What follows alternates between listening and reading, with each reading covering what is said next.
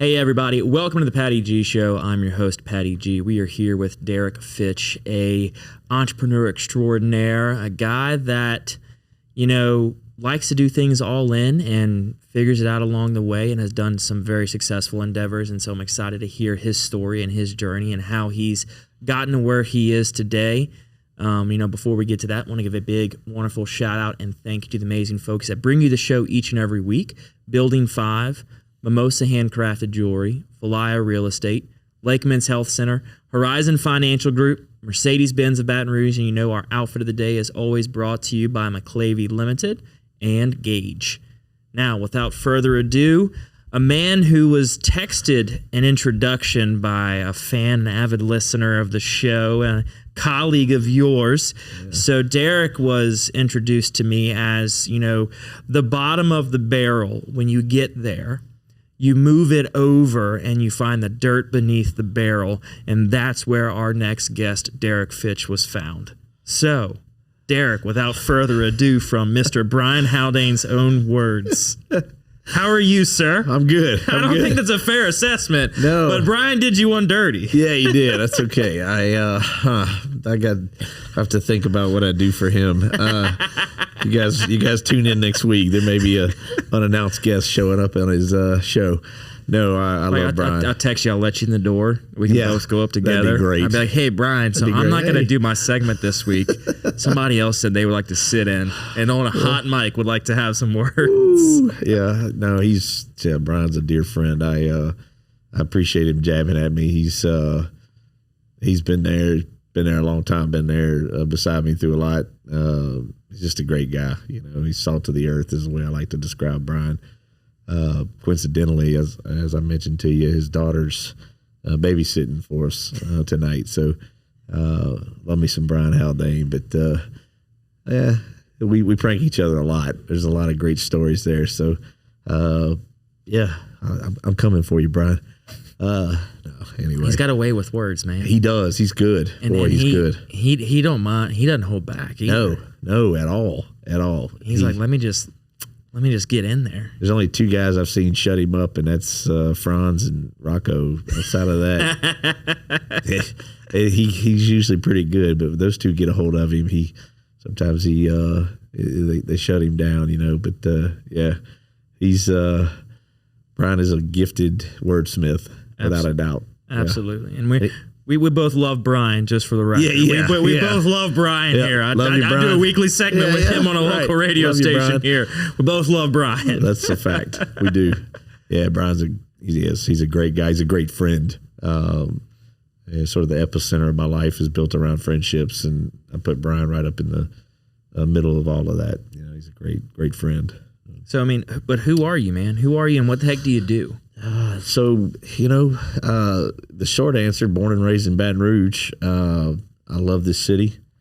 I'm passionate about Baton Rouge. I'm passionate about the legacy that we leave.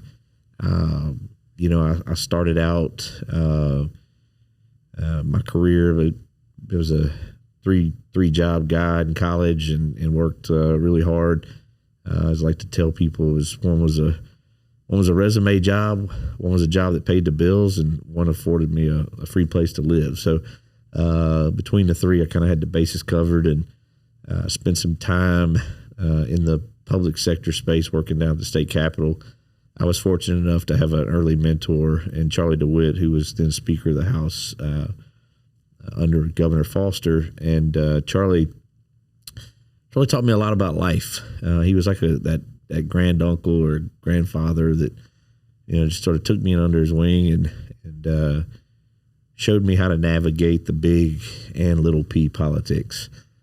So I really learned a lot about how things work at the state capitol, but just also how things work in life, how you find a win-win in things. He was really good at the win-win. You don't have to lose for me to win. We can both find something in it that we're content with. And so spent my time there. I was fortunate when I got out of school and my tenure at the Capitol ended. I got a job working with Main Street Market and the Red Stick Farmers Market, which was really a pivot, in kind of that rural agricultural space. spent some time doing that. I met a lot of amazing small family farms from all over the state, and really just a great experience. But that afforded me the opportunity to work out of the Baton Rouge Area Foundation, which allowed me to meet some really great people, real pillars in the Baton Rouge community, people that cared about reinvesting and doing something to move the city forward. And so had the opportunity to do that. And coincidentally, a relationship that formed years earlier during my time at the Capitol kind of came full circle. Brace Godfrey was leaving the law firm and decided to create a little small development company, and the real niche was going to be focused on downtown Baton Rouge and sort of this idea of urban redevelopment. And we were fortunate enough to get in at a time when the new market tax credit program and the historic tax credit program were really starting to catch wind. Both had come out of the Community Reinvestment Act and had not been fully utilized at that point, but had really started to pick up steam. And as lenders and companies figured out how that tax credit space worked, we were fortunate to benefit from that, and really played an integral part in the redevelopment of downtown Baton Rouge, and exposed me to the real estate development space and how to put together the financing and things like that. And so started out as a project manager and was doing that. And in the meantime, I had some friends that were really involved with some restaurants downtown, and having worked in the restaurant business when I was in college, it was like, okay, well, let's add that. Let's do that too, you know? And so we did that for a while, and one led to another that led to another. And so which one did you start with? So started with Struby's in Capital City Grill, got involved with the downtown effort there. Imagine taxiing on a plane looking toward the end of the runway. It seems so far away, it's even hard to see it. And that's what the concept of retirement probably felt like when you were in your 20s, 30s, and 40s, way far in the distance, not visible or even a concern. But as you turn 50, something happens. Retirement suddenly seems like something real, something not too far away. In your 50s, you are rolling down the runway. Retirement is getting closer and closer, faster and faster, weeks and months zipping by. But are you even ready for a successful takeoff to retirement? Fear not, there's still runway left. But the time is now. Time to make progress and time to get a plan. The Runway Decade will help you get organized, get energized, and give you the direction you need to take off to your desired retirement. The Runway Decade, building a pre-retirement flight plan in your 50s. And then one day, one of my dearest friends, Eric, approached me and he says, "D, I got an idea. Let's do an oyster bar." Okay. All right, let's do it. You know, why not? Yeah, sure. So we did an oyster bar in downtown Jolie Pearl Oyster Bar, which we're thankful we'll celebrate 10 years next year, which is a long time in that industry. Hey, congratulations, man. Thank you. Yeah, pretty excited about that. And as it would go, we opened another restaurant out in Ascension Parish that was open for a year and subsequently closed it. So we've seen both sides of the coin. Longevity and failure. Great teacher. Learned a lot in that endeavor. A lot of scars to show for that. But as my wife would say, he's always looking at something else. And so we just recently opened Town Square Pizza next door to Jolie Pearl, and very excited about that. It's the same partner in Jolie Pearl, and so the restaurant thing unfolded, and then in the midst of all of that, and doing the downtown redevelopment work, two friends of mine and I got together and decided that, hey, you know, it'd be great. Let's create a software.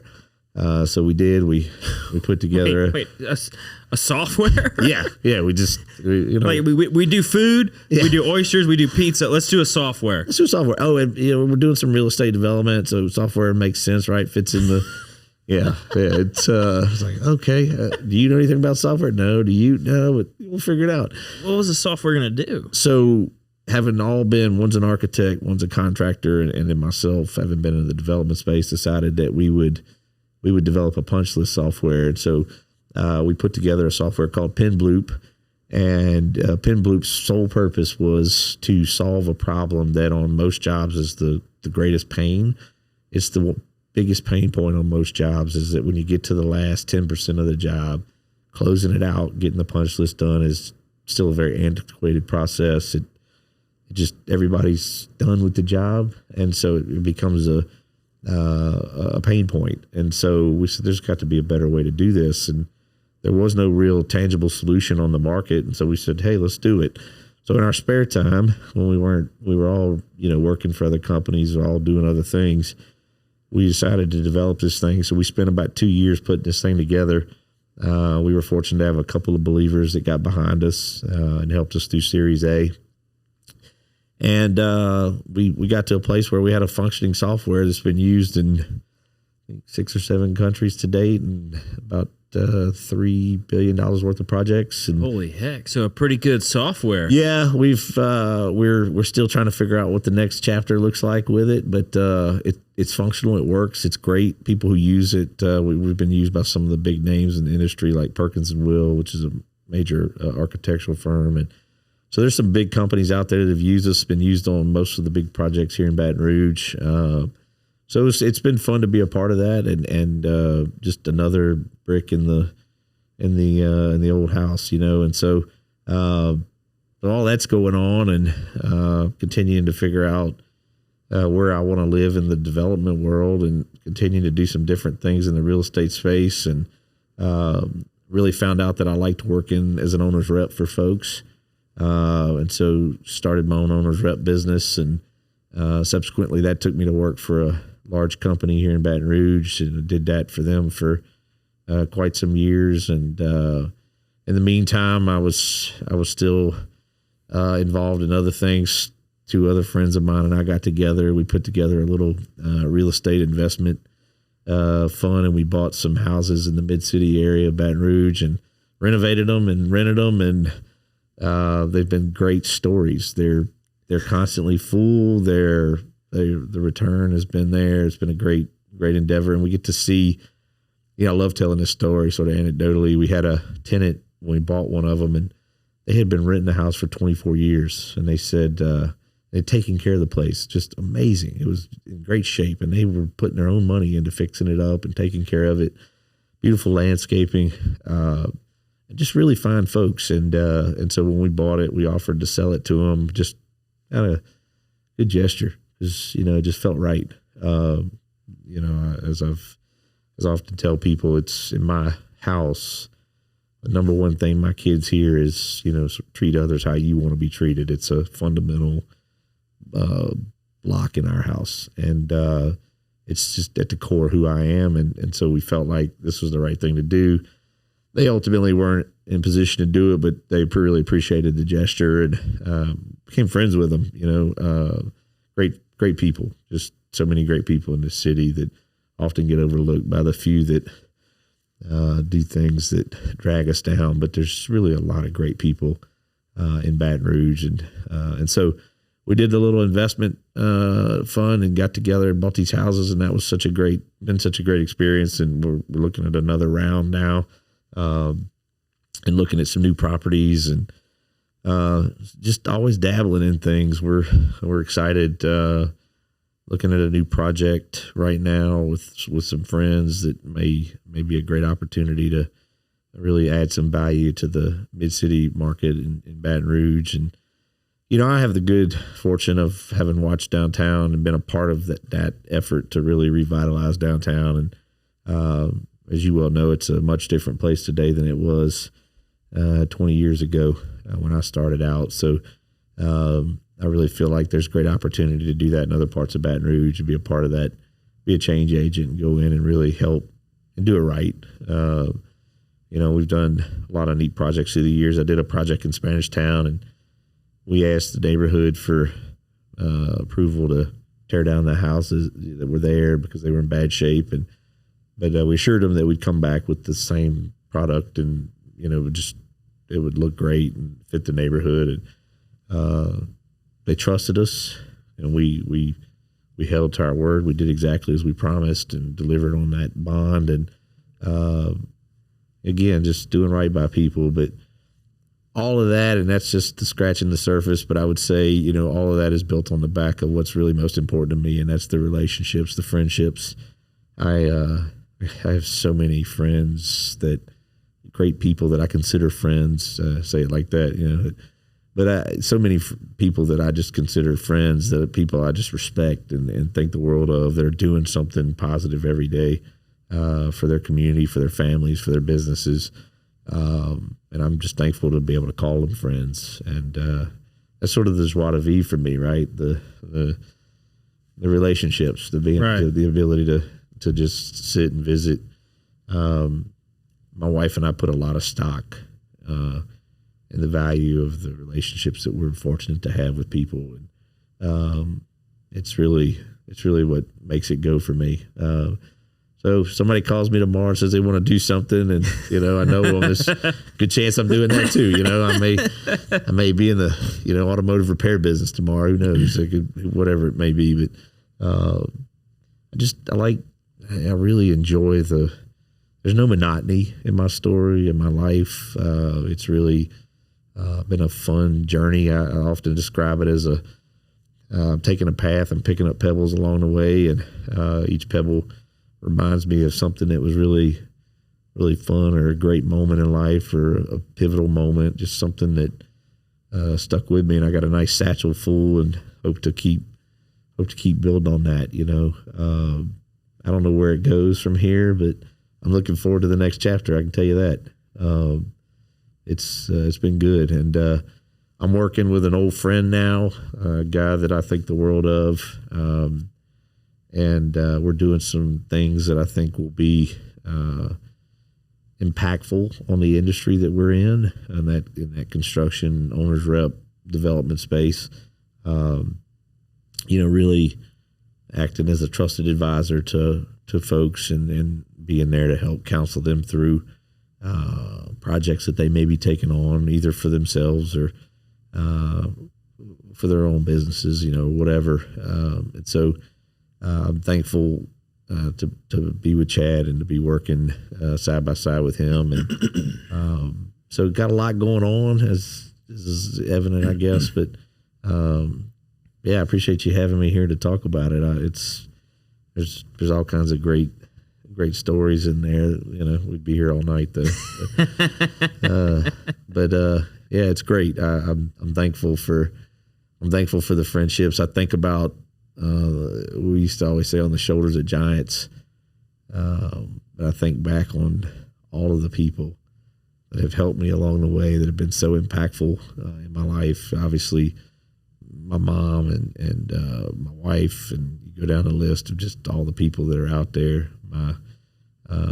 My dad, my sister, who's probably one of my dearest friends, and she's always believed in me, and even when it sounds crazy, what are you doing next? Oh well, doing this. Where'd that come from? What does he know about that? Not much, but we'll figure it out. We'll build the plane as we fly it. Just bring some spare parts. That's all I can say. Right? Yeah, you do need a few spare parts. But that's the joy in it. Each day throws a new curveball or a new pivot. It was just like developing the software. We were learning as we went. We built it. It works. It's great. It's functional. It's user friendly. Most importantly, in that space, we found out that's the UIX is the most important. Yeah. It's got to be obviously profitable as well. Yeah, I mean, obviously you're in business to make money. Yeah, I mean, it's got to sustain itself. It does, but we're not driven, never have been. I'm not driven by that. I often tell people I gave up on dreams of owning all the creature or all the fancy comforts in life. I don't. That's not really what drives me. It's the legacy. This episode is proudly presented by Gage. Gage is a local company here in Baton Rouge, Louisiana. For over 40 years, Gage has provided businesses with the very best telecommunications, IT, and standby power services available. Gage has a variety of services, including Gage Cloud Voice. It is the last phone system your business will ever need. You need to give your business the ability to be accessible anytime, anywhere, and with Gage's cloud-based phone system, you'll be able to accomplish just that. Not only do they have Gage Cloud Voice, they have fully managed IT services that are proactive network monitoring, 24/7, 365, help desk, business continuity. They are there for you. What you're also going to need is some cybersecurity. Gage is there to safeguard your business from potential cyber threats, even when you aren't aware they exist.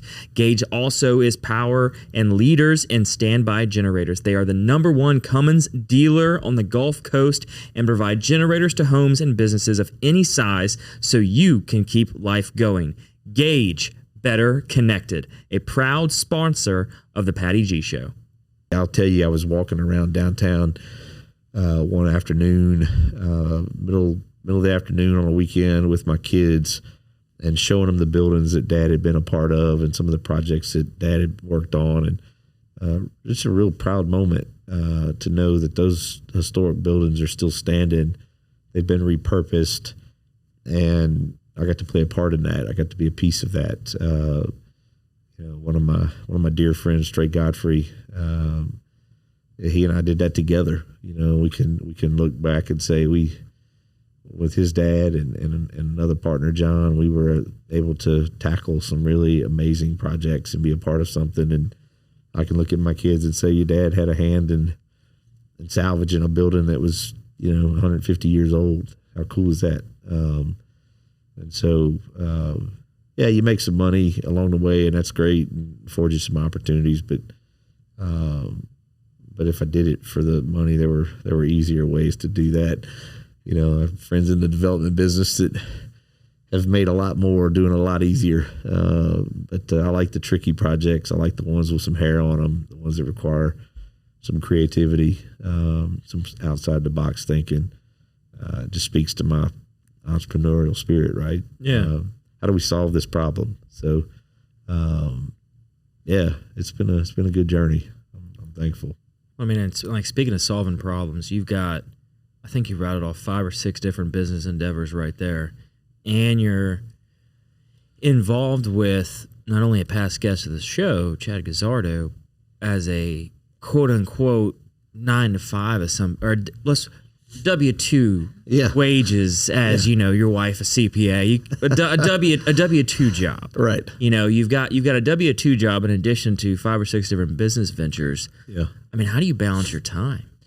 That's tricky. One of the great, I guess, success stories for me has been the involvement in the community. So I have 3 children and a wife that I absolutely am devoted to and want to spend as much time as I can there. And then, yes, I got a regular job, and I've got all these endeavors that I'm engaged with. And then probably more important than the professional piece, I mean, clearly my family is the most important piece, but behind that, is the community and civic engagement. I've served on a variety of nonprofit organizations, big and small, in this community. Ones that are active, ones that are not as active. But all that time spent giving back to the community, giving back to my peers, giving back to folks, is also a big drain on your time, right? But I often, kind of quip and joke. I always tell people, I guess I'll sleep when I'm dead, right? Right. I'll catch up on it then. But so there's a lot of long days in there. They're mentally challenging, right? That's the more exhausting piece, the physical piece. You get a day here or there to catch up on it, but it's the mental piece. And all my entrepreneurial friends out there, small business owners, right? They all know what I'm talking about. It's the mental piece of it all, keeping up with it all, balancing your time, balancing the calendar, making sure you're giving your most important priorities, your family and your community, the time they deserve. But then, you got to give the businesses the attention they need. And so I find myself working and then I clock out, if you will, to spend time with my family. And when that time has expired and they're in bed or they're done for the day, then I spend more time. I clock back in, right, and I spend more time working on things. Check out for a little while to sleep where I can get it, and then get a few hours in. Yeah, and then go right back at it, right? So yeah, it's a balancing act, but I guess it also speaks to the journey. You know, I keep that in the forefront of my mind as I'm really just living this journey, and it throws some curveballs at you. And, I've never been one to freak out too much, kind of just roll with it, figure it out. My wife often gives me credit for managing well under high intensity or high pressure.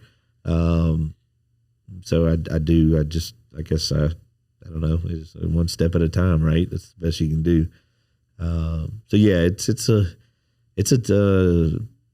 time consuming thing to have all of these businesses and then also be committed to someone in a capacity like I am with Chad, and but you make it work, and I don't let any of them suffer. My partners know I pull my weight. You know, Chad knows I pull my weight. I pull my weight at home. I do, you know, all the cooking, lots of the cleaning. So you know, she always says I don't need to cook because he's such a good cook. You know, so really I like to eat.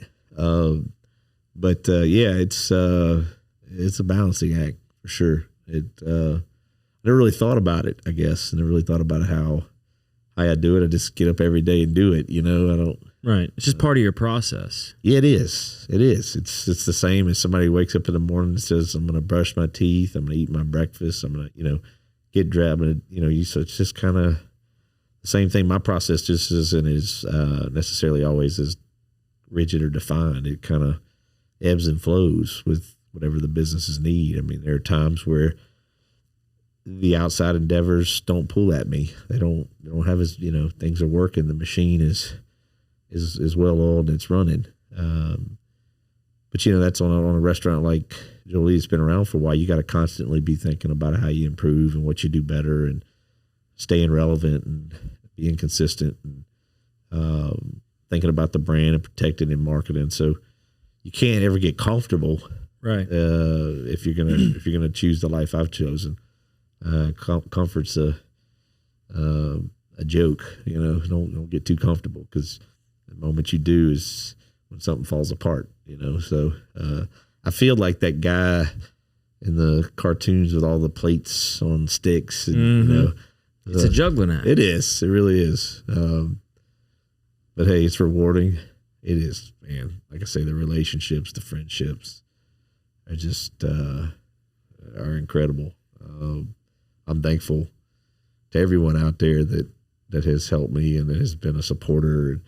You know, I've had ideas at times about things, and I've seen friends step up and support the idea. It's huge. You talk about a shot in the arm when you've got an idea. You see some friends rally around you to help you see it through, whether it works or doesn't work. They're there to make sure that you at least get a fair shake at trying to make it work, right? Right. I think a lot of entrepreneurs need to have that type of support system. They need to have a group of people that, whether it's a success or a failure, you know, major win or a flop, they've got some people around them that will support them through it no matter what, and give them the kind of runway that they need to at least give it a shot. You know, it's like they're not going to look at you and say, "Man, Derek, you sure about that one?" Yeah. Like you sure? You really, really sure? Like you might want to think through that just a little bit more before you take another step. Yeah. You know, you need some people that have critical judgment and can say, "Hey, I love where you're headed. Have you thought about X, Y, and Z?" That's right. Oh, you have? Great. Love it. You know, you don't want the people that are going to just say, "Oh, Derek's got an idea. Let's flock to it." It's okay. Let's hear it out, assess it. All right. Yeah, that makes sense. Let's go. Yeah, I think you raised. Thank you so very much to Building 5 for becoming the latest sponsor of the Patty G Show. We are going to be filming once a month at Building 5. We're going to post about it on our socials so you can come and visit with us. Building 5 is an excellent food establishment, if you're into sharing boards and really getting a creative menu, Misty and Brumby have done an excellent job of creating an environment that's warm, welcoming, and inviting for every single occasion. Go on over to Building 5 in Baton Rouge, Louisiana, and tell them that the Patty G Show sent you. I mean, I think back on all the things I have done. The thing I've not told you about, and we'd be here again all night, is things that we didn't do. Right? The whiteboard and erase ideas. Oh, that sounded like a good idea when I was thinking about it last night. But boy, it's kind of like those emails that you used to always hear people joke about. Like, you wrote it and then you went back and read it later. It's like, I probably shouldn't send that email. The same is true. Well, I've done that. Yeah. Well, I've done that a couple times. Dear sir. Type it out, save it, and then delete it. Yeah. It's the entrepreneurial space is a lot like that, right? It's, man, great idea. This is it. We're gonna do it. Oh no, we probably shouldn't do that. This.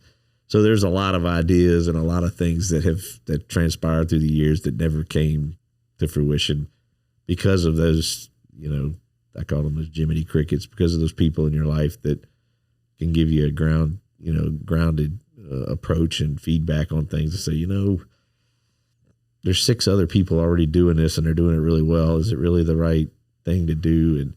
And, but the thing that we all have in common, I think it's just in our DNA, is we constantly want to improve the situation. You hear the word disrupt. It's tossed around a lot, and particularly in the tech space. But this idea of, I say it's like disrupt. It's very similar, right? But it's just this idea of improving the situation, that everything is a solution to a perceived issue or a challenge, right? It's how we felt about downtown. There was plenty of green grass in East Baton Rouge Parish to go and develop. Some might argue there's not as much today, and it's probably right. But at the time when we were diving into all of the downtown redevelopment effort, you looked around and you said, after 5 o'clock, everybody vacated downtown. They went home. And you had some great visionaries like Mark Drennan, who stepped up and moved to all the state office buildings downtown. And you had, folks like the Baton Rouge Area Foundation and Commercial Properties who stepped up and renovated the Hilton that could have still been an eyesore today, but for that, right? And you had guys like us who came in and said, we're going to play our part, and we're going to do something to make downtown a much more attractive place. Most urban centers and most capital cities have healthy downtowns. It just didn't make sense. And so there's a perceived challenge or a hurdle there, and most entrepreneurs say, hey, how can I fix that? How can I improve that? Right. What can I do to leave it a little better than I found it? And it's really at a core of all of us, any of us that are out there, building businesses, wanting to do things. You look at, the small business owners in America, most of them start their business because they have some desire to do something slightly better, different, otherwise they just go to work for one of the big companies. If you're in the accounting profession, you work for one of the big boys, the big 4, right? But if you got a passion to maybe do something a little different, or maybe there's a different, niche or a different idea, a different thing you want to do, you may team up with someone, or you may go to work for a boutique firm, or you may, you choose a different path because you got some idea that you want to do something a little different than the standard answer. And that's true. I use accounting as an example, but it's true in any profession, right? Most small business owners have said, I'm going to try to do this better. Right. I'm a plumber. I'm an electrician. I own my own small business. I'm going to go out there and I'm going to focus on customer service, or I'm going to focus on the changing technologies and times, or whatever it is they may be, driven by. But there's a passion in each one of those business owners to do something just a little better. And that's what prompted the software. That's what prompted the investment in downtown. It's why our restaurants are located downtown. There are busier parts of the city to put a restaurant in, but there's a passion to just do it, leave it a little better, improve. There's storefronts downtown that need to be filled, and we want to be a part of that solution. So I think we all have that in common. We're all driven by that need to improve something, just want to, and again, you hear the word disrupt, but it's that kind of philosophy of just, we might have a better way to do this, and let's push it a little bit, see if we can shake things up. So. Well, it's not even just finding something you can do something better at. It's you're finding areas, when we look at downtown Baton Rouge, you're finding areas that need improvement. They need capital ingested into them in order to not only survive, that's right, but become the vibrant community that we all hope it to be. That's right. As people and as citizens and natives of this area, we want to see a vibrant downtown community. How do you do that? You get businesses there that want to instill a community theme. And so by having restaurants get down there, having venues open up, you're not only taking buildings that otherwise would remain vacant, become eyesores, you're actually, as an entrepreneur, saying, I'm investing back in my community in the hopes that they receive it, Well said. And you want to be that person that you're not necessarily spearheading it, but you're kind of like, hey guys, let's start shifting this picture a little bit over here. We still have a downtown, everybody. That's right. Let's do something with it. Let's not just say, we have to throw our hands up and hope somebody comes in and resolves this issue. Right. Whereas if we can just create two simple concepts, an oyster bar and a pizza place. That's it. And at least start to leave an imprint in the community in the downtown area that in hopes people see it and go, well, maybe all right, Jolly Pearl's down there. All right, City Square's down there. Okay, let's start seeing what else we can put down there. That's it. With people becoming more attracted to spending time there. That's it.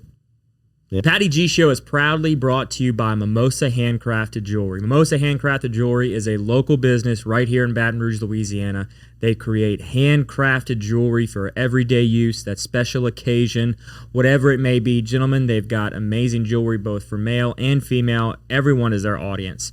After years of experimenting with everything from ceramic jewelry, glass beads, and enamel, they've settled in on the ancient art of lost wax casting. Is their main form of creating their work. They cast everything in bronze, sterling silver, and 14 karat gold.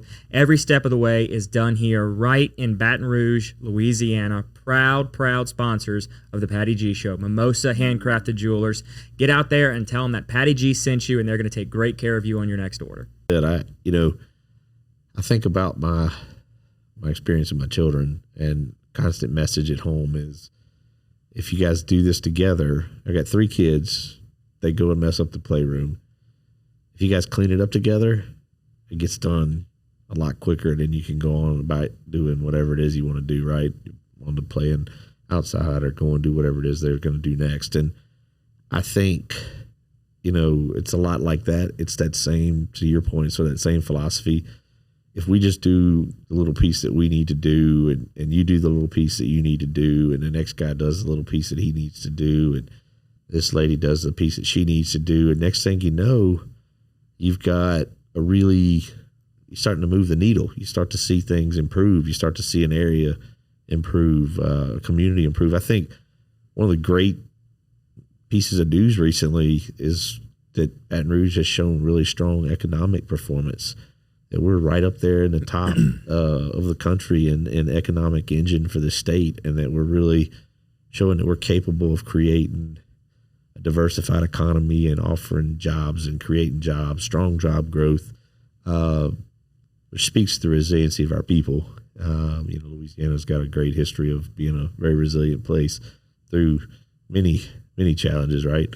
But we all do our part. We all do just a small piece. We can really begin to move the needle in a positive way. I used to think back on a philosophy that we adopted early on when we were really thinking about investing in our community and doing things that were maybe not as known at the time or not as popular at the time, but have caught on, right? I mean, a lot of people today think about tax credits and the positive impact they've had and on redevelopment and on development in general. And, we said, look, let's bring some of this to the table and figure out how to do it. And there's easier ways to do this, but we're going to take the challenge. And we really adopted a philosophy of if we just do our part, if we just do the small pieces and move the small pebbles that we need to move, then eventually the mound of rocks gets moved, right? If everybody picks up a little bit, we can get there. So I'm a constant champion of everybody playing their part, doing what they can do to leave it just slightly better. And that's true in anything. We think about that. We launched Town Square Pizza. We don't, there's plenty of pizza restaurants, but ours was, we want to offer something in downtown that's the same quality that somebody might get in another part of the city. Not to say we like to think ours is better, but not to say there's still some great options out there. It's just there was nobody offering that great option in downtown. And so we said we can fill that hole, right? So everybody plugs a hole. Eventually the ship stops taking on water. So it becomes a good thing. So celebrating those wins, looking at things a little differently, figuring out how you can solve a problem, all things that I spend time now. I feel like the old man in the room as I talk to young folks about, doing it, leaving it just a little better than you found it. And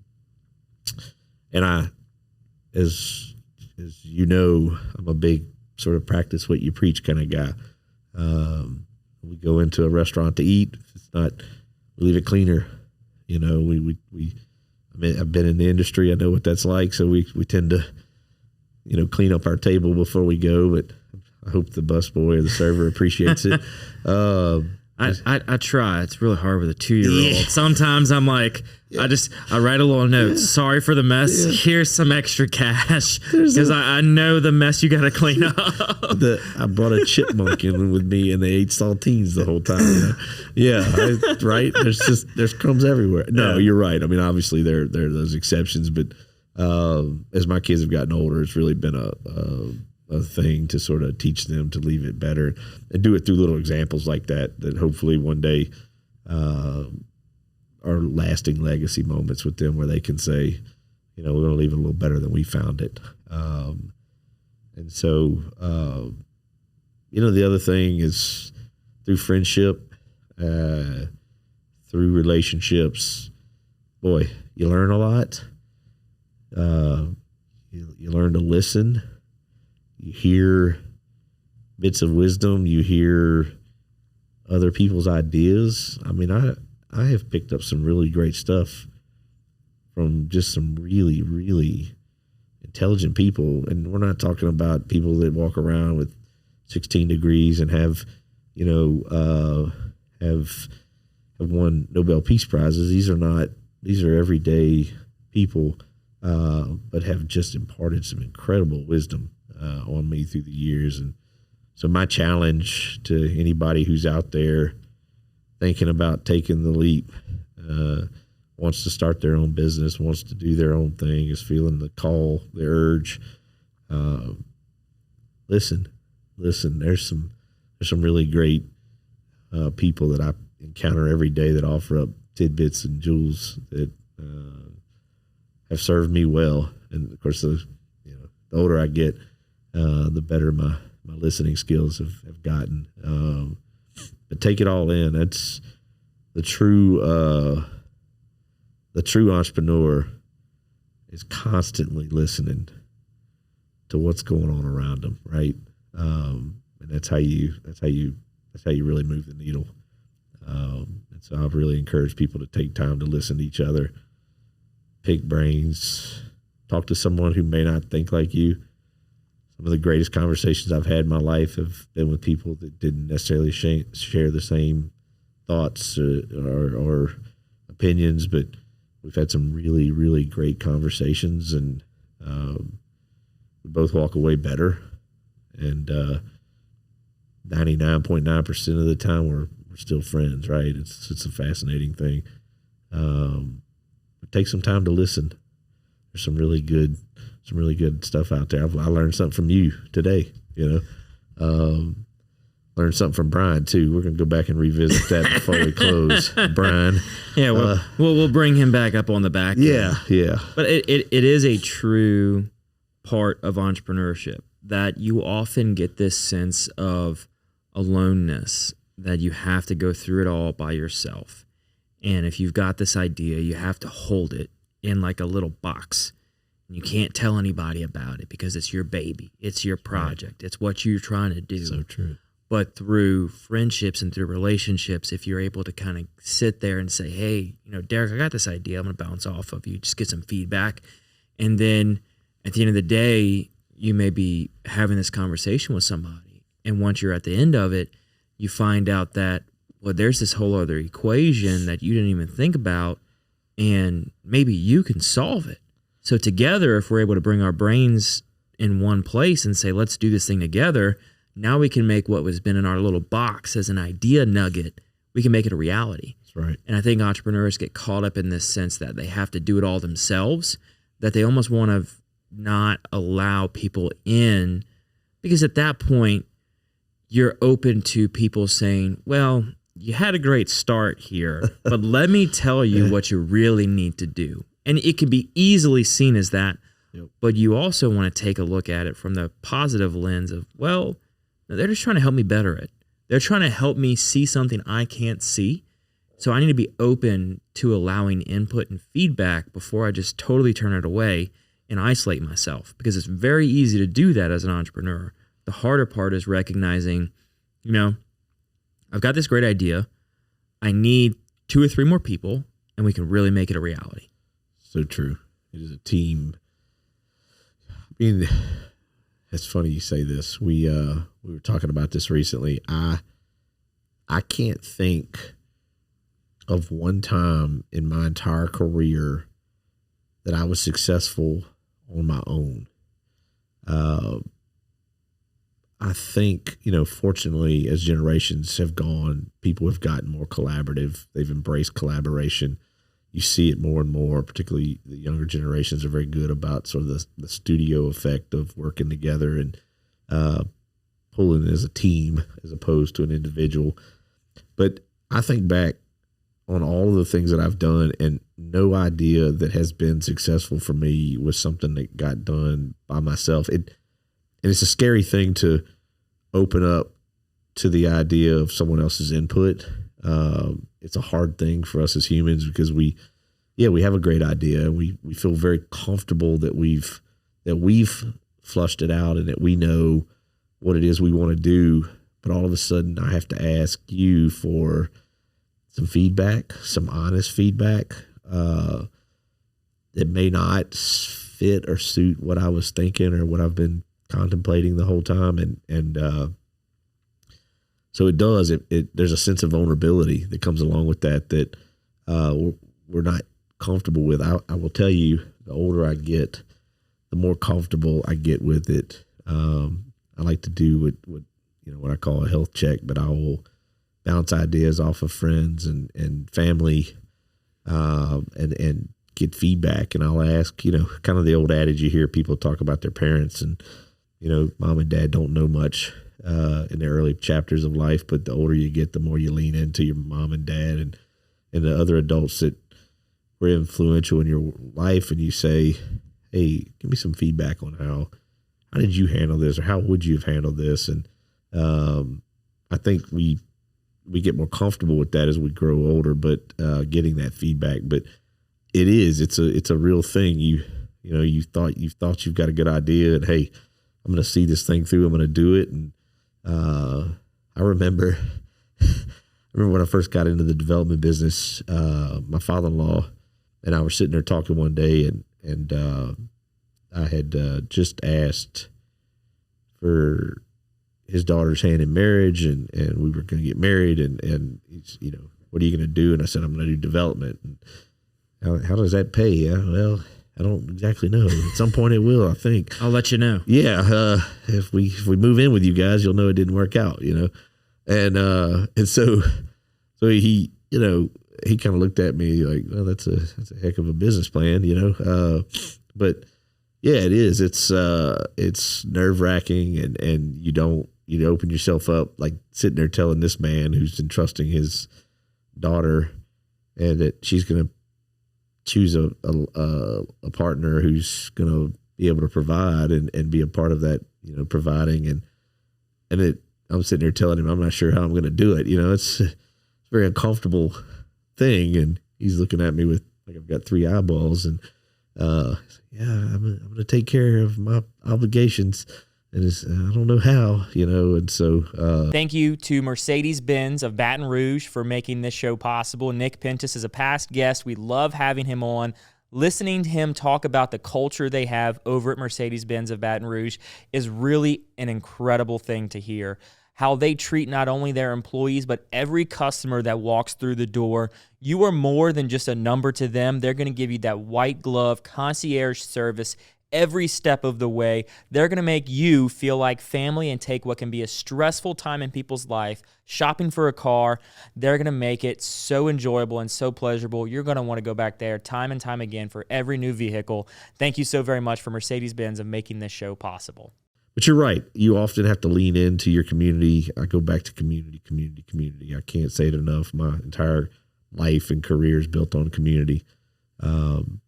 I love the people that are in my circles and that I interact with. I love meeting new people.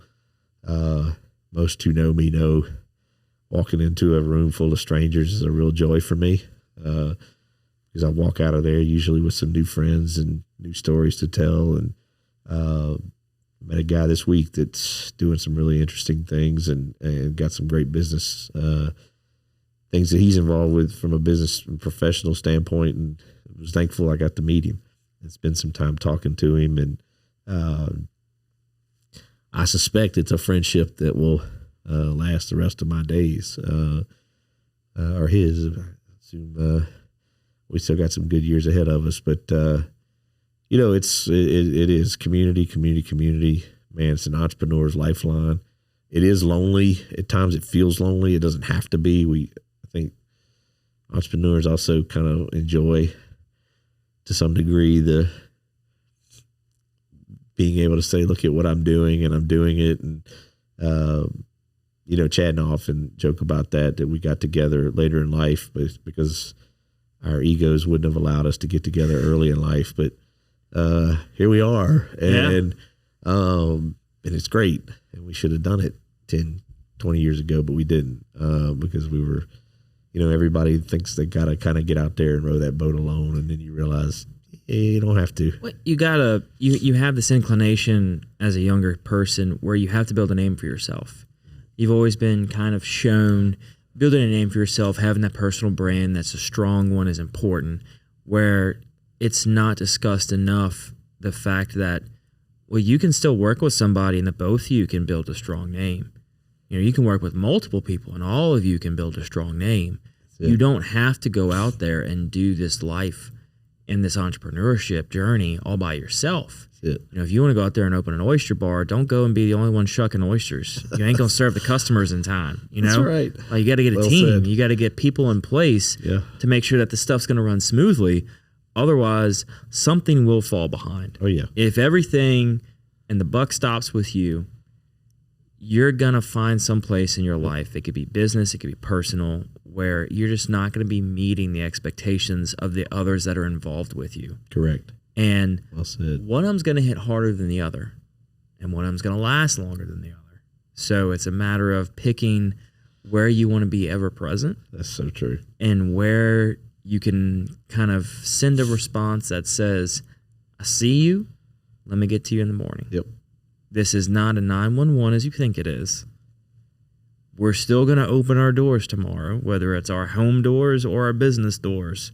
Let's retouch on this tomorrow, because right now I've got to deal with something else. So true. Yeah. And it's hard to say no, too. Boy, it's hard to say no. It's hard to say no. I had a text the other night from somebody, said, hey, I need to hop on a quick call with you. Can we need to discuss something? I was like, man, 6 o'clock, can't really do that. Yeah. It's like, it's family time right now. Time. Like, hit me up tomorrow. I get it. First off, are you on fire? No? All right, cool. It can wait till tomorrow. That's right. let's talk in the morning. Are you on fire? I got some yeah. And if you're in jail, what'd you do? Can you stay the night? Yeah. You'll be okay. Should you stay the night? Let me put the kids down first. Yeah. Yeah. I was like, if you really need to talk, let me put the kids down. That's right. And then we'll talk once they're asleep. Yeah. It is. It's, wow. Where to start with that? I think I will say I like, there was an old adage early on that we adopted that I think, and I wanted to mention this because I think it's important. It speaks to what you're talking about, but we did not, in anything that I've done, and all of my partners and I've been fortunate that in the endeavors that I mentioned, I mean, obviously there are endeavors that we didn't get into, there are endeavors that didn't work, there are endeavors that failed. But what we found for the ones that were successful was we all shared a common goal, and that goal was that doing the right thing and making money were not mutually exclusive. I think it's often confused that the only way that you can either do the right thing or you can make money, and that's not true. There's so many great examples, and we were living proof of that with the downtown redevelopment effort. I mean, we made money, but we also did the right thing. We redeveloped an area that needed that love and attention, and I think that's a huge sort of point, and something that we often, and it's the right thing, is just like in your example. I mean, I know sometimes that I may want to talk at 6 p.m., but it may not be the right time for somebody else. And so the right thing is to say, you know what, this can wait. We can catch up later tonight. We catch up tomorrow, whatever. It's not a big deal. But the right thing is, and it's not going to preclude us from making money and doing business and operating. And I tell you what, I give a lot of credit to the work-life balance that so many of these young professionals are really striving for today, because it's important. It's really easy to get caught up in the hustle and the go, and it's really important. Again, going back to that word community, but to think about your community and doing right by them, and you're still going to make money if you're doing the right thing. You're going to be fine. That old adage, sort of chase your passion, right? But if you're doing it right and you're doing right by people, the rest falls into place. But I'm just a huge proponent of doing the right thing and doing right by people. It has just time and time again yielded dividends for me. So, just you got to find that balance, and you got to lean on your community. Most entrepreneurs and most success stories out there, I think you look at our dear friends at Raising Cane's, what a great brand, right? What a great story. And they do it right. They give back. They care about the communities they exist in. They do a lot. There's a lot that doesn't make the public attention every day that they do. Right. They give, and the causes they support, and the things that they do. And they take care of their people, and the things that they do for their employees, and the people that in management, and the way they're trying to set those folks up for future success and financial success. All of that comes because you look at these great brands like our homegrown Raising Cane's. I mean, they're doing great, and they're taking care of their people. So making money and doing the right thing don't have to be. It doesn't have to be different. Yeah, it doesn't. Yeah. It can be the same. They can be cohesive. Yeah. And there's many great companies out there that have proven that the brand can do right. It can take care of its people. It can do right by the communities they live in and still make money.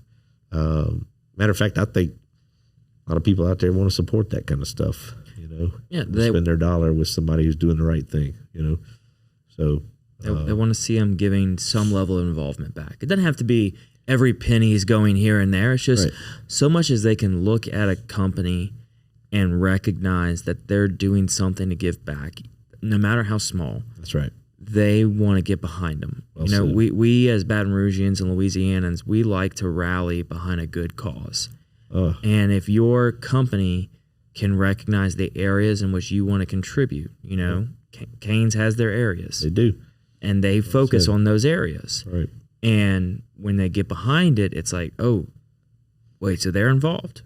All right. all right, we'll be involved. Yep. You know, like they're. And you know what? If I got to pick between the two chicken restaurants, I'm going over there because I know they're doing some good, you know. You can see it. Yeah. You can see tangible that they're giving back in some way, shape, or form. That's right. You know, and it's That's right. question motives all day long. At the end of the day, they're cutting a check to help somebody. That's right. That's it. And if your dollars can go to help support that, I'll eat that chicken.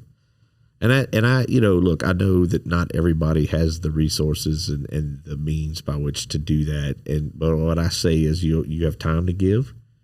I have time to give in all that I do and all that I'm involved in and all the things that I do for my parish, for my family, for, you know, I still find time to give back. Even if I can't write the big check like somebody else, I can still give back in some way. And leave it a little better than I found it. You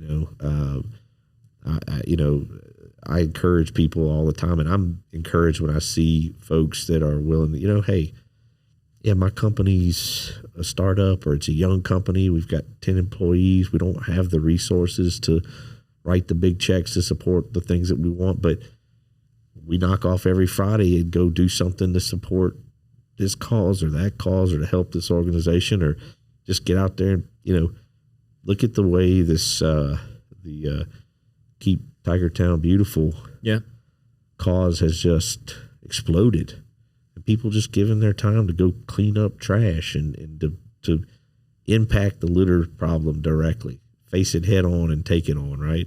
It's just impressive. Like, that's even a little better than you found it. And they're moving a little pebble, and you know, this guy over here is doing it, and this lady's doing it, and you know, hey, everybody's doing their part, right? And that's the entrepreneur's way, you know. But yeah, I'm with you. It's important that we give back and we not treat profit and doing the right thing as two separate things. They can be the same, and there's plenty of great examples out there of folks who've done that. So I'm a big fan of that. I really like the companies and the people that do that. I think it's community. Yeah. It's community. I mean, it's a community here that we all know and have come to love and want to be a part of. Welcome to the brand new Falaya mobile app. We took all the same tech that's helped hundreds of people sell their homes themselves and packed it into an easy to use app for your phone. When you download the Falaya mobile app on either the Apple or Android App Store, you'll immediately be able to see the power of this game-changing tool. From the seller's dashboard, you can navigate to all the information that you need. We intentionally separated everything into key groups, such as tasks to be completed, buyer leads for your listing, and contact information for everyone involved through closing. When you get an offer on your property, you can simply review and respond all within the app. No matter where you are in the world, you'll be able to monitor everything that's going on with your property from listed to sold. It's truly the power of Falaya in the palm of your hand. Download the app and see for yourself. Falaya, it's real estate reimagined. Absolutely. So kind of as we start to wrap up the show, Derek, we do have a set list of questions we ask everybody. All right. Hard-hitting questions. Yep. All right. They're a lot nicer than the opening, though. So yeah, don't good. You worry. Good. That Brian Haldane, that fella. Oh, yeah. Yeah. So the first one is, what is something you did as a kid you wish you could still do today? Okay, so I was really good at talking my sister into doing things for me. She's a lot wiser and smarter than me. She's figured out my game, and so now I have to do my own dirty work. Now I think finally on all the times I convinced her to go talk to mom and ask her if we can do this, you know. Or I'll tell you what, I have this one cherry blow pop I'll give you for all your candy. You know, oh yeah, it's a cherry one. All right, you know, and she'd fall for it. Now she's much smarter than me, and she has me doing her dirty work. I'll trade you one cherry blow pop for one blue raspberry blow pop. Right? Those are the best. Absolutely. Yeah, I agree. Those are my favorite. Yeah, you know, that's funny. That's a great question. I say that lightheartedly about my sister, but so I feel like back then I was probably well, I guess I can't really do it today. My grandparents are not alive any longer, but I spent a lot of time with my grandparents. I was very fortunate to have my grandmother and grandfather in my life. My mom worked a lot. She had several jobs taking care of us. And so my grandparents were very instrumental in my life and being there to watch us during the summers and, just always there to help out when mom had to work or other things, she had to do to take care of us. And so, I think about all the time I spent with them, and I think sadly as I got older and I went away to college and I did not invest the kind of time that I had, and I'd give anything today to be able to sit there and talk with my grandfather and grandmother again and, glean the wisdom that they were constantly imparting on us. And, I think the other, to that point, my grandmother used to let us, every day she'd give us some money and let us ride our bikes to the little grocery that was about a half mile, 3/4 mile from her house. And, we'd go in there and get all kinds of goodies and things. I know, I can still do that today, but it's not the same effect. It's not the same, man. It's not the same when you can get on your bike and just ride down there. And, my sister and I, we neither got on the store because he knew my grandparents, and we'd go in there and, we only had this much to spend, and we'd weigh it out and figure out what we were going to get that day. And I just wish I'd spent a little more time with them. And like I say, still wish I was smarter than my sister. But not anymore. Well, you win some, you lose some. Yeah, man. you do, right? Yeah, you do. So what are 3 lessons you've learned along the way? Ooh, boy. I go back to my golden rule, right? Be kind to others. Man, I tell the story all the time. I think back, there's a clerk that I've gotten to know through the years, a local store here, that all started with a smile and how you doing today, and just engaged with her. I told you a story about my recent encounter with someone at the permit office, and what a great encounter that was. But it all goes back to just being kind to others, thanking them, authentically and genuinely thanking them for whatever it is they've done to help you. Very few of us can move forward in our daily professions without the accommodation or help of someone else, whether it's our boss or somebody we work with, a colleague, or somebody that, third party that we're engaged with. We need other people. And so being kind goes a long way. So that's my first one. Absolutely. The old cliche, but it's so true. Trust your gut. The businesses that didn't work, didn't feel right from the beginning, and should not have done them. Yeah. The older you get, the more you listen to that. But, when you're young, you think you can work through it. Oh yeah, it's fine. I'll figure it out. I'll ramrod it, I'll make it work. And that's not at all the case. You really should listen to your gut. And if it doesn't feel right, probably isn't. So that'd be number 2. And then number 3, kind of plays off of number 1, but it's a little deeper than just being kind to others, but really recognize and embrace your community. Think about the people that are around you. Think about what you're doing for them. I have found if I can serve others and I can do for them, it typically comes back to me tenfold. And so, and not say that you just do it because you're waiting for the big blessings. They don't always come tomorrow. It might be 10 years. It may be never, but you know that you did the right thing. And so really look at that community around you and embrace it. I think that's if you're going to open business, people like doing business with people they like. And if you embrace your community, embrace those people around you, and lean into their knowledge and wisdom and their counsel, you're going to be all right. You'll be just fine. That usually is a great sounding board for number 2, right? If your gut doesn't feel right, lean into that community. They can usually help you. They can help you figure out why it doesn't feel right. That's it. That's exactly right. So what is something you love about Baton Rouge? Oh man.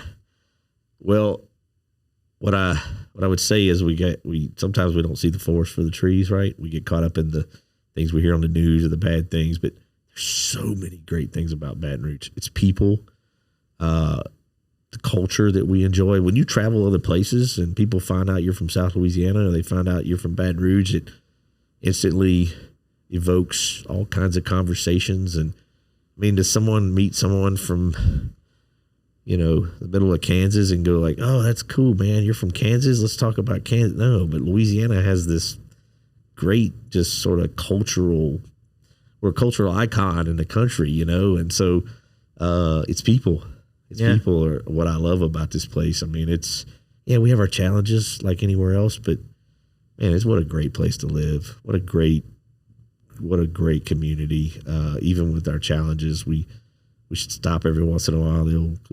Stop and smell the roses, right? There's a lot to be thankful for. Like I mentioned earlier, look at the economic growth. We're doing something right. We're doing something right. I think we got good people. We get blinded sometimes by the negativity. We tend to look at the dark side rather than the positive. That's right. So what is something I can do to help you, man? Man, keep bringing on great guests. I enjoy your show. I love watching.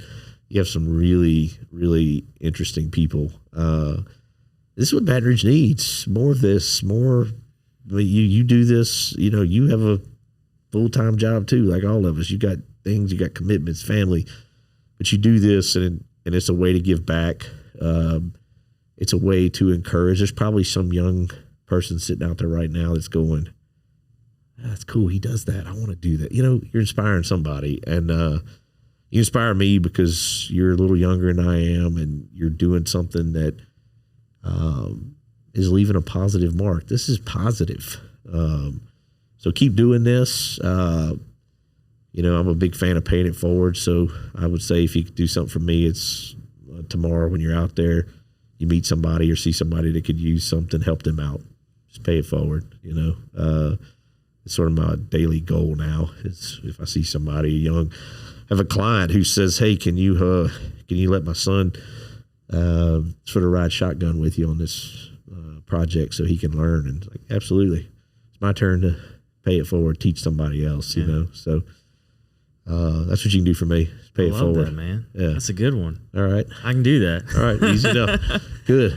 Well, thank you, man, for coming on the show. Really appreciate your time. And thanks. Appreciate your wife kind of further pushed us to make this happen. She did. We got to give some thanks to your old wifey. Shout out to the wife. Yeah. I told you, she's my rock. She really is my North Star. I love you. Love you, Lauren. Yeah. And not you, Brian. We don't like you right now. Definitely not you, Brian. I will be seeing you soon, sir. Yeah. No, but thanks for having me. It's been Absolutely, a real joy. Man. I appreciate you coming on. Appreciate your time, man. Thank you for everything you're doing in the community. What an impact, man. It's been fun. Thank you. So we'll thank you everybody else for listening or watching, whatever platform you're consuming us on. I'm very appreciative. I know the guests are as well. We're going to link everything that Derek's involved with, but if you're an entrepreneur that's kind of thinking you got to do everything alone, let Derek's story be one to tell you that you don't have to be alone. You can find somebody to lean on. You can find community, friends, and family to help you out along the way. And don't be afraid to ask. Look, you're only going to know the answer one way or the other, and it's going to be to ask somebody and be open to either constructive criticism or feedback and maybe even pivoting your whole idea. So don't be disheartened by your own inner thoughts. Reach out to somebody and make sure that you've got a good network around you to make it happen. Look, reach out to us. We'll talk to you. We'll help you out whatever way we can. Whatever platform you're consuming us on, there's a way to contact the show. So please do so if you have any questions. And thank you all so very much for being consistent and constant listeners of the show. And thank you for the folks that bring it to you each and every week. Pillars in the community they are. We're going to have a little bit more of a message from them right now. Thank you to our wonderful sponsor, Lake Men's Health Center with Our Lady of the Lake Physicians Group. Guys, I know it's tough to get out and go to the doctor. I know it's challenging to find time in our busy days, but I promise you, signing up to be a part of this group with Dr. Curtis Chastain and Dr. Tyler Boudreau, you won't regret it for several reasons, but most of those being the fact of the time it saves where you're able to get in on the same day, get that appointment done, and spend that time you need to talk with them about what your health goals and concerns are, as well as ensuring that the financial investments you have, you will be able to live out and see those come to fruition. So if you're an investing guy, you know all about and planning for the future and investing in the future. There's no other more important thing to invest in than your health. Make sure you go check them out, Our Lady of the Lake Physicians Group Men's Health Center, and tell them Patty G sent you. McClavy's Limited, a proud sponsor of the Patty G Show, has been serving the Baton Rouge area proudly for 40 plus years. Gentlemen and ladies, if you're shopping for your man, there is no other place in the Baton Rouge area to get your clothing, whether it's game day needs, everyday needs, business attire, formal attire, whatever you want. Go over there, see Frank and Ashley. It's a father-daughter duo. They do incredible things in their store. They will outfit you from as simply a shirt that you need for one evening or all the way to a full wardrobe overhaul. They're going to take care of you every step of the way, and be sure and let them know that Patty G Show sent you. Don't wanna complicate ya.